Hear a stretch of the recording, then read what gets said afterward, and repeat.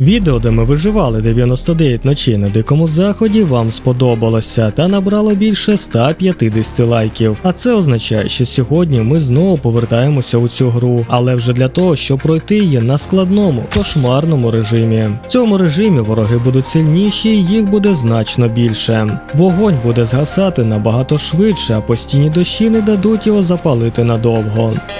Голод стане нашим другим ворогом, бо він буде знижуватися кожну секунду і нам доведеться постійно їсти, щоб не програти. А саме головне, що наша дика вівця стане ще швидшою, ще злішою та ще голоднішою.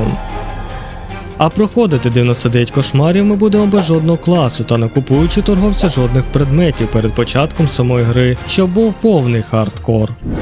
В цьому режимі час наш головний ворог, і нам треба в перший же день розпалити багаття, скрафтити мапу та підняти верстак на другий рівень. Тож я одразу почав збирати дерево. Та потім, зрозумівши, що вогонь згасає занадто швидко, я вирішив спочатку перенести на базу багато дерева, а вже потім закидувати його у вогонь. І це допомогло мені підняти його на другий рівень. Тепер наша задача знайти лапку кролика, щоб на другий день одразу забрати у торговця кращий мішок. А також нам потрібна їжа, бо мій голод постійно знижується. Зрозумівши, що м'ясо я не можу приготувати, бо вогонь знову згас, а морква на мапі закінчилася, я впав від голоду в перший же день. Не очікував, що буде так важко. Почавши гру знову, я вирішив поки що забити на вогонь і спочатку закинути дерево до верстака, щоб скрафтити пастки для кроликів. Так у нас буде постійно їжа і голод не буде нам загрожувати. Поставивши пастки, залишалося лише чекати, коли вони спрацюють, і тепер можна розпалювати вогонь. А коли настала ніч, на базу напали бандити, і вони виявилися сильнішими, ніж я, тож знову невдача. Виходить, знаходитися вночі на базі без захисту і зброї дуже небезпечно. Ідеально, ми знайшли будиночок біля озера неподалік нашої бази, і це наш шанс виживати вночі. Але треба назбирати та перенести до нього їжі, щоб голод не був для нас проблемою, коли ми будемо чекати на ранок. І обов'язково треба скрафтити намети, щоб примножити прожиті дні. Тож робимо один і поставимо його ось тут. Навіщо саме так, спитаєш ти? Потім дізнаєшся. Настає ніч і треба швидко бігти до нашого будиночку. Та на ранок наш голод впав вже дуже сильно і треба було швидко знайти їжу. Цього разу нам вдалося відбити атаку бандитів, бо ми знайшли отруєний спис, тож тепер можемо використати їх як паливо, щоб посмажити собі м'ясо. Але вночі дика вівця з'явилася дуже швидко, а я був занадто далеко від нашого будиночку. Та якимось чином мені вдалося все ж протриматися до ранку і вона зникла. Ох, це було зараз дуже близько. Оскільки ми наметом перекрили верстак, то бандити нас не помічають і ми можемо спокійно закинути ресурси. Швидко крафтимо грядку, намет, годинник і декілька капканів, щоб бандитам тут не було спокійно. Та на жаль, через те, що вогонь не горить, ми не можемо нічого поставити далеко від багаття, тож треба все ж розібратися з бандитами.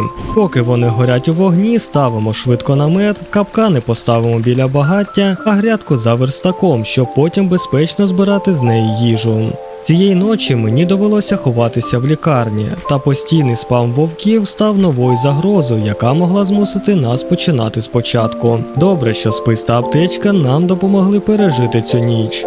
А тим часом на грядках виросла їжа, і ми нарешті змогли поїсти. Обхитривши бандитів, ми знову з ними впоралися, та мені все ще не вдається запалити багаття так, щоб його вистачало надовго. Знову ніч, і я повертаюся до лікарні, бо загубився і не зміг знайти будиночок біля озера. Цього разу вівця дуже голодна, і від її крику ставало дуже моторошно. На відкритій території мені, на жаль, не вдалося знайти броню, і єдиний варіант – це промивати пісок в озері, щоб отримувати коштовні каміння для обміну на броню в будиночку. Тож зранку я промивав пісок, а потім повертався до бази, щоб поїсти. А також нам вдалося зробити ще один намет, та щоб поставити його, треба запалити вогонь, а бандитів тут вже дуже багато. І тут нас знову виручає намет, який ми поставили першим. Беремо паливо і кидаємо його на намет так, щоб це паливо з'їхало прямо у багаття. Чудово, тепер швидко ставимо наш другий намет. На 19-й день на болотах мені пощастило знайти броню, і промивання піску можна було відкласти. Вівця тепер була голодна кожної ночі, тож треба повертатися додому до того, як наставатиме ніч. Збираючи їжу на сніговому біомі, я помітив коней. Вау! Та бачу, вони тут давненько стоять. Оно скільки какашок навалили. Тепер я можу пересуватися набагато швидше. Шкода тільки, що не можна її занести в будиночок. Сподіваюся, з нею вночі нічого не станеться. Та хоч у нас і був кінь, бандитів я все ще не міг вигнати зі своєї бази. Поставив смолоскип, та шкода, що він не відганяє вівцю і на ньому не можна смажити м'ясо, а це б дуже нам допомогло. На жаль, енергія нашої конячки поступово зменшувалася, та добре, що вона там була не одна, тож ми можемо взяти собі нову. А також вони є постійним джерелом біопалива, а це може нам дуже допомогти. Здається, з кожною ніччю вівця ставала розумнішою та намагалася потрапити в наш будинок. Та, на щастя, єдиною загрозою поки що залишалися лише вовки. Така стратегія виживання була майже ідеальною, але вороги ставали сильніші з кожним днем. Та цього разу я зміг прожити вже 43 дні. А це означає, що прожити режим Nightmares в соло без класу та початкового спорядження все ж можливо. Тож, використовуючи ту саму тактику з виживання, я почав знову. І цього разу я вирішив поставити більше грядок з їжею. І, мабуть, мені доведеться будувати процесор біопалива, бо мені не вдається знайти достатньо вугілля, треба підняти багаття на 3-й рівень. Будинок біля озера теж поки що не знайшов, та ця лікарня здається безпечною, тож я ховаюся по ночах тут. Вранці мені вдалося знайти кращу сокиру, і тепер я можу швидше збирати дерево для крафту. Біжимо до верстака і швидко робимо процесор біопалива. Але щоб його поставити, треба знову запалити вогонь. Використовуємо вже знайому нам тактику з наметом і ставимо процесор біопалива. Тепер наша задача назбирати достатньо какашок, щоб їх вистачило підняти багаття на наступний рівень. Вночі вівця майже залізла в лікарню, де ми ховаємося, тож, мабуть, я поки що посиджу тут. Зробивши багатенько какашок, ми тепер можемо спробувати підняти вогонь на наступний рівень. Сподіваюся, нам цього вистачить. А поки ми це робимо, буду дуже вдячний, якщо ти підтримаєш мене вподобайкою, бо це виживання для мене було дійсно дуже важким. Закидаємо останню какашку і нарешті ми піднімаємо багаття на 3-й рівень. Це дає нам змогу знаходити більше їжі, ресурсів і шанс знайти кращу броню та зброю. І треба знайти якесь інше місце, щоб ховатися, бо ці відчинені двері мене трохи лякають. Вовки по ночах перестали спамитися, і це добре, та з'явилася нова загроза. З кожним наступним днем на мапі все більше почали з'являтися зомбі-фермери. Нарешті мені вдалося знайти револьвер, тепер ми зможемо хоча б трохи себе захистити. А піднявши рівень багаття, у нас відкрилося болото, і це ще одне джерело їжі. Головне не з'їсти багато отруєних грибів, бо знову доведеться починати спочатку. Ці зомбі не дають пройти спокійно кілька метрів, та тут ми знайшли ще одну аптечку, і це дуже добре. Супер, ми також знайшли зброярню, і тут забрали рушницю та патрони. А це що попереду? Невже бандити взяли в заручники нашого Валєрчика? Ні, так діло не піде. Треба врятувати хлопця та розібратися з цими бандитами. Валєрчик, ти чого ходиш сам серед дикої землі? Ану, шуруй додому. Головне, щоб бандити на базі не ображали Валєрчика, а то вони в мене получать. Валєрчик, ти тут за головного, зрозумів? Тільки не зрубай дерева, що біля верстака, бачиш? Вони захищають мене від бандитів. А чого так тихо? А, це наша вівця. Здається, вона щось задумала, і мені це не подобається. Краще я посиджу поки що в шафі. Настав день 50-й, це рівно половина тих днів, що нам треба прожити. Та якось вони проходять не так швидко, як хотілося б. Тож, мабуть, зараз я спробую назбирати дерева та металу, щоб підняти верстак на наступний рівень та зробити ще один намет. Ну що, Валєрчик, як тут справи? Не зрозумів? А ти чого нічого не робиш? Ні, мені ліниві люди тут не потрібні. Зараз назад відведу. Залишається зібрати лише дерево, і ми зможемо підняти верстак на наступний рівень. Та мені не вистачає зовсім трохи металу, щоб скрафтити намет, і це означає тільки одне – мені доведеться відправлятися в болото.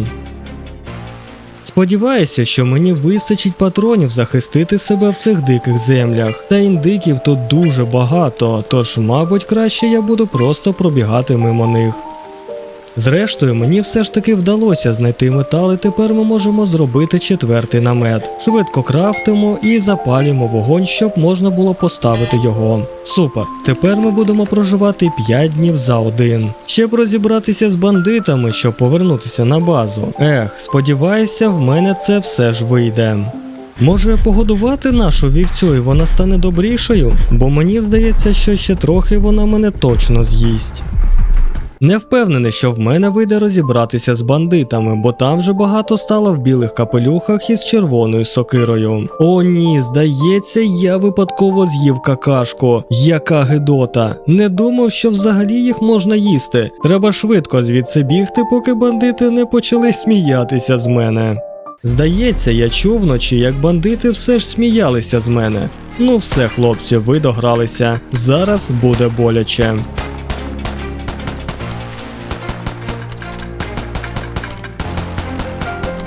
Довелося витратити майже всі патрони, та нам вдалося відбити нашу базу. Шкода, що це лише на одну ніч, проте ця маленька перемога нам дуже була потрібна. Здається, вівця розуміє, що ми майже прожили 99 днів кошмарного режиму, бо вона своїми танцями на даху мені вже майже пробила діру. Хоча відбити базу ми більше не зможемо, зато можемо поставити захисні споруди, щоб Валєрчику тут було більш безпечніше, бо він, бідолашний, сховався у наметі і зовсім не хоче виходити. А вівця тим часом намагається зламати стіни лікарні, щоб нас упіймати. Чого тікаєш? Дуся, давай поговоримо поки день, бо вночі ти якась нерозговорчива. 95-й день, і це означає, що залишається прожити лише один день, і ми зможемо пройти цей кошмарний режим. Тож, мабуть, краще не ризикувати і просто назбирати більше їжі до нашої лікарні. Валєрчик, ти де? Давай підемо звідси, бо якось тут вже забагато сильних бандитів. Ой, даремно я це зробив. Давайте швидко тікати, бо зараз наше виживання може закінчитися. Я вже готовий до приходу вівці і чекаю її в безпечному місці. Так, у моїй шафі. А це що таке? О ні, сподіваюся, вона не зможе залізти у лікарню і впіймати мене. Не хочеться мені знову починати все спочатку. Ось і все. Нарешті ми прожили 100 кошмарних ночей. Це було дуже непросто, але ми змогли це зробити. Друзі, напишіть, як вам наше сьогоднішнє виживання, та не забудьте підписатися, щоб не пропускати нові відео. Хлопці, а ви ще довго будете займати мою базу? О ні, здається, їй не сподобалося, що я назвав її Дуся.